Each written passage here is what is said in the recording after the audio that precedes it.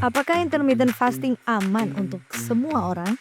Pernah melihat teman atau saudara kita yang berhasil turun berat badan drastis dengan metode intermittent fasting, dan kita langsung tertarik untuk mencoba.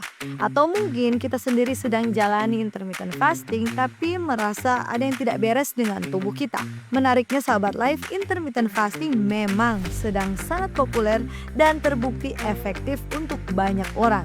Tapi ternyata tidak begitu aman untuk semua orang. Mau tahu lebih banyak? Mari belajar lebih banyak bersama Life. Live in Fullness to Eternity.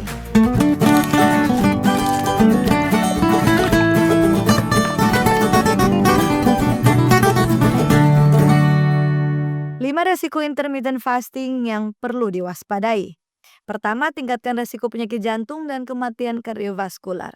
Sahabat Life, ini adalah temuan paling mengejutkan dari penelitian terbaru. Jadi begini, sebuah studi yang dipresentasikan pada sesi Scientific Epidemiology dan Pencegahan American Heart Association di tahun 2024 yang libatkan lebih dari 20.000 orang dewasa di Amerika Serikat yang diamati pola makannya selama tahun 2003 hingga 2018.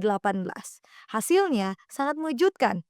Orang yang melakukan intermittent fasting metode 16:8 atau puasa 16 jam dan makan dalam jendela waktu 8 jam. Mereka memiliki kemungkinan 91% lebih besar untuk meninggal akibat penyakit kardiovaskular dibandingkan mereka yang tidak melakukan metode puasa ini. Bayangkan sobat live, hampir 2 kali lebih beresiko. Yang lebih parah lagi bagi orang yang sudah mempunyai penyakit kardiovaskular dan tetap melakukan intermittent fasting dengan rentang waktu makan 8 hingga 10 jam, beresiko 66% lebih besar untuk meninggal dari stroke dan penyakit jantung.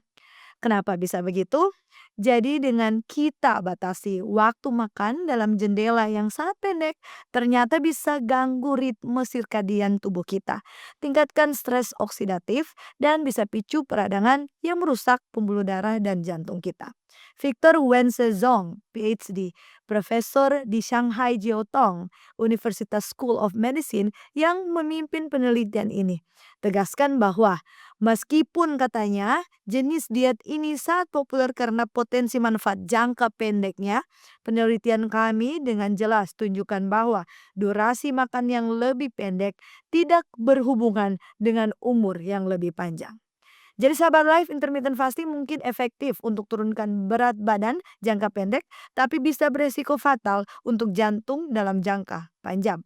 Dan yang kedua adalah penurunan massa otot dan metabolisme yang melambat. Nah, yang ini sangat penting sahabat life. Terutama untuk kita yang ingin tubuh kita sehat, bukan hanya kurus. Puasa intermittent memang bisa katanya turunkan lemak tubuh, tetapi sejumlah penelitian juga mencatat penurunan massa otot bila asupan protein tidak mencukupi atau tidak seimbang atau tidak diseimbangi dengan olahraga kekuatan. Jadi begini prosesnya. Saat kita berpuasa dalam waktu lama, tubuh kita tidak hanya membakar lemak, tapi juga akan mulai memecah-mecahkan otot untuk dijadikan energi. Ini yang disebut katabolisme otot, sahabat life. Jadi, bayangkan saja sahabat life, seperti kita robohkan rumah sendiri untuk dijadikan kayu bakar. Jadi, resiko ini lebih besar pada orang lanjut usia yang memang sudah rentan alami penurunan massa otot atau sarkopenia ini. Yang lebih mengkhawatirkan, jika kita kehilangan massa otot ini bisa perlambat metabolisme basal kita. Jadi otot adalah jaringan yang paling banyak membakar kalori. Jadi semakin sedikit otot, semakin lambatlah metabolisme kita. Akibatnya, setelah berhenti intermittent fasting, kita bisa lebih mudah gemuk lagi karena metabolisme sudah melambat. Ini yang disebut yo-yo effect, di mana berat badan turunlah lalu naik lagi lebih tinggi dari sebelumnya. Penelitian dari Ganesan dan kawan-kawan bahkan temukan bahwa penurunan berat badan melalui intermittent fasting akan stabil menurun selama 6 bulan dan akan menetap setelahnya. Artinya setelah 6 bulan penurunan berat badan berhenti bahkan bisa naik kembali. Jadi sahabat life, kalau kita jalani intermittent fasting tanpa olahraga kekuatan otot dan asupan protein yang cukup, yang hilang bukan hanya lemak tapi juga bisa otot kita, dan ini sangat merugikan. Yang ketiga adalah gangguan tidur, sakit kepala, dan sulit konsentrasi. Sobat Life, ini adalah efek samping yang paling umum dialami terutama di awal menjalani intermittent fasting. Beberapa penelitian tunjukkan bahwa gangguan tidur, contohnya tidak bisa tertidur, adalah salah satu efek samping yang paling umum terkait puasa intermittent. Mekanismenya seperti ini. Sebuah studi di tahun 2020 amati 1.422 orang yang berpartisipasi dalam regimen puasa yang berlangsung selama 4 sampai 21 hari. Studi tersebut temukan bahwa 15% peserta melaporkan gangguan tidur terkait dengan puasa. Bayangkan sahabat live, hampir 1 dari 6 orang alami masalah tidur. Kenapa bisa begitu? Karena saat kita berpuasa, kadar gula darah kita akan pasti turun drastis. Gula darah yang rendah bisa picu tubuh memproduksi hormon stres seperti kortisol dan adrenalin untuk bisa pertahankan energi. Nah, hormon-hormon inilah yang jadinya bisa buat kita sulit tidur. Jadi gelisah dan mudah terbangun di malam hari.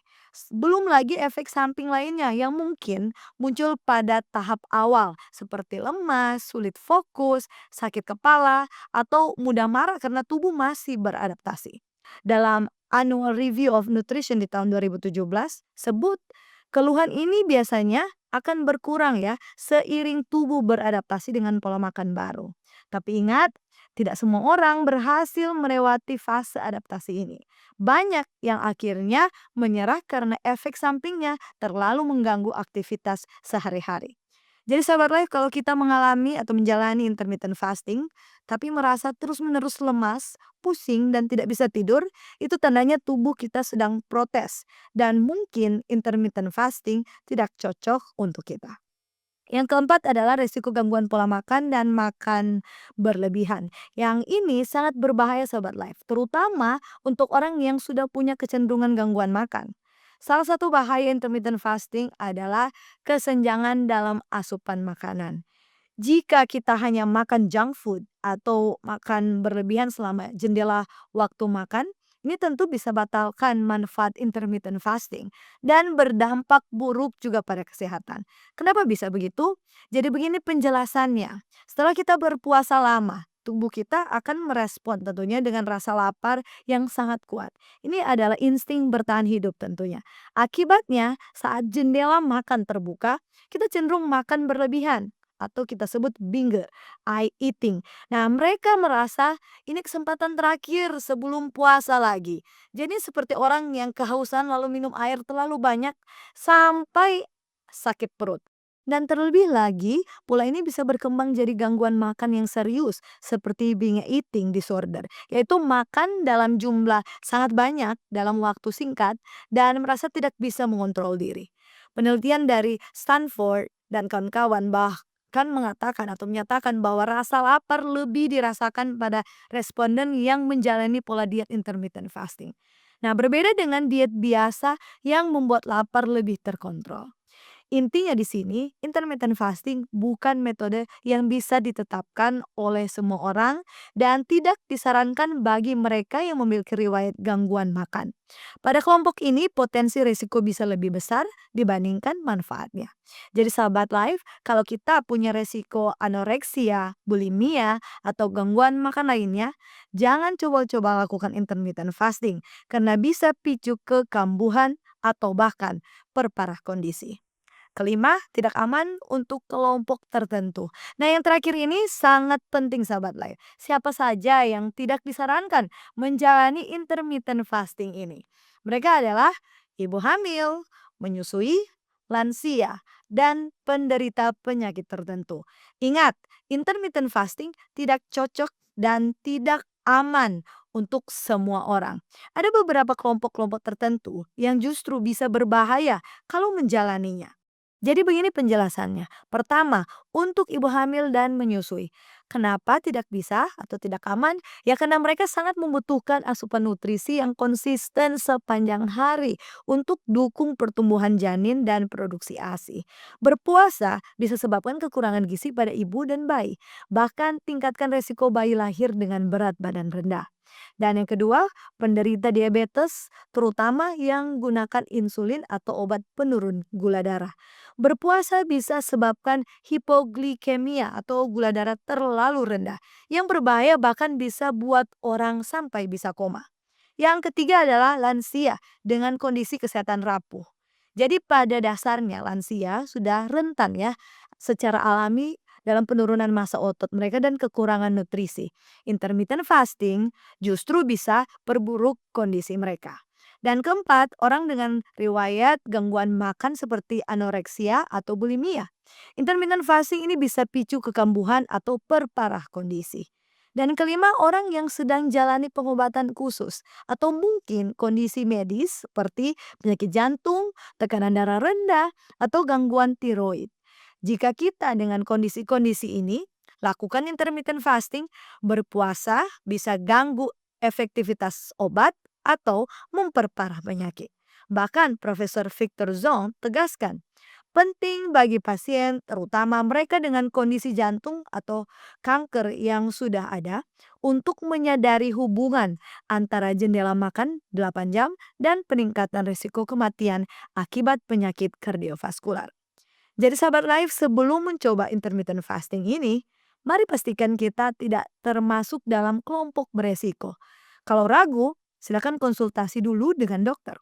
Nah, sekarang setelah kita semua sudah tahu resiko-resikonya, tapi tetap masih tertarik praktekkan intermittent fasting ini.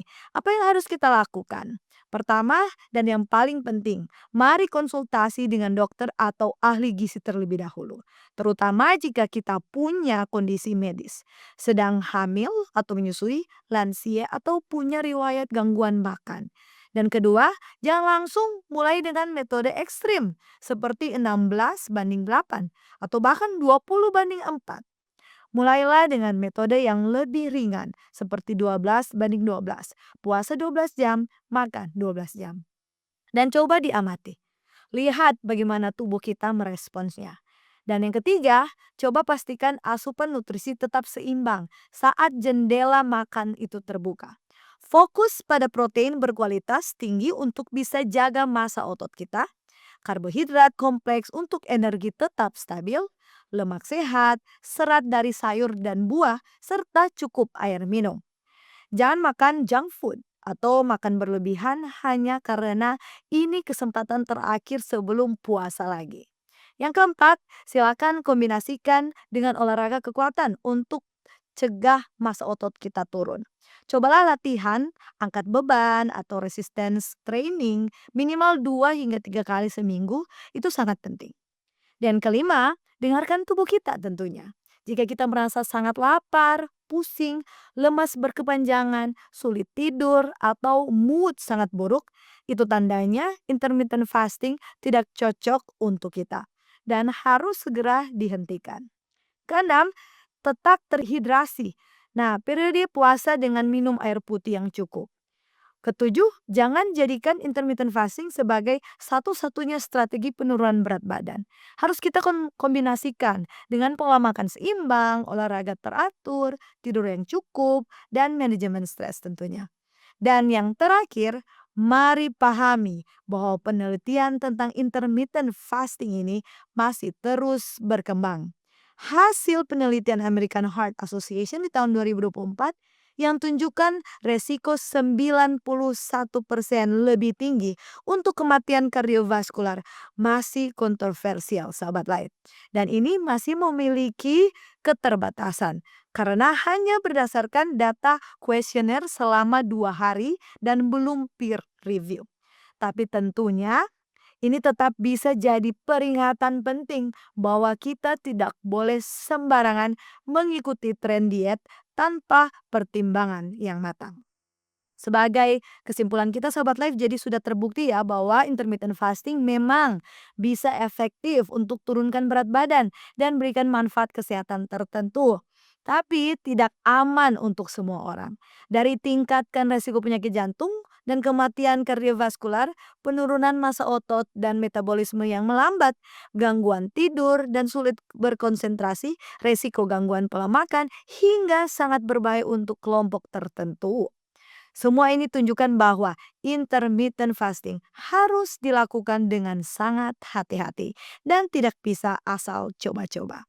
Jadi perlu sahabat life ingat, intermittent fasting bukan solusi ajaib untuk semua orang. Artinya, kita perlu lebih berhati-hati dan tidak langsung mengikuti tren tanpa mempertimbangkan resiko. Sekali lagi, tidak ada satupun metode diet yang cocok untuk semua orang. Yang paling penting adalah coba temukan pola makan yang sustainable, bisa dijalani dalam jangka panjang, bisa seimbang nutrisinya dan sesuai dengan kondisi kesehatan yang cocok untuk kita. Nah, kesehatan ada di tangan kita. Jangan gampang tergiur janji penurunan berat badan cepat karena resikonya membahayakan kesehatan jangka panjang. Demikian pembahasan kita, semoga sahabat live terberkati. Jangan lupa ikuti terus like dan subscribe YouTube channel Cornelius Media. Mari kenali dan jaga kesehatan kita bersama Live. Live in fullness to eternity.